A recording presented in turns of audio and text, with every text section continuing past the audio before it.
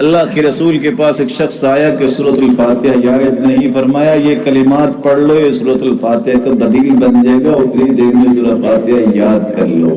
رات کی تاریکی میں اگر لائٹ چلی جائے گرمیوں میں اور سردیوں میں بھی پرابلم بن جائے، آنکھ کھل جائے یا ویسے خوش قسمتی سے آنکھ کھل جائے، حدیث کہتی ہے سبحان اللہ والحمد للہ ولا الہ الا اللہ واللہ اکبر ولا حول ولا قوة الا باللہ العلی العظیم۔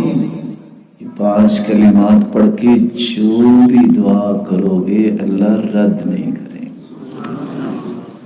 سبحان اللہ 100 مرتبہ پڑھ لو، 100 غلاموں کے آزاد کرنے کا اجر مل جائے گا۔ الحمدللہ 100 مرتبہ پڑھ لو، 100 گھوڑے اللہ کی راہ میں پیش کرنے کا اجر مل جائے گا۔ اللہ اکبر 100 مرتبہ پڑھ لو، 100 اونٹ اللہ کی راہ میں دینے کا اجر مل جائے گا۔ لا الہ الا اللہ 100 مرتبہ پڑھ لو، تملأ ما بین السماوات والارض، زمین و آسمان کا خلا نیکیوں سے بھر جائے گا۔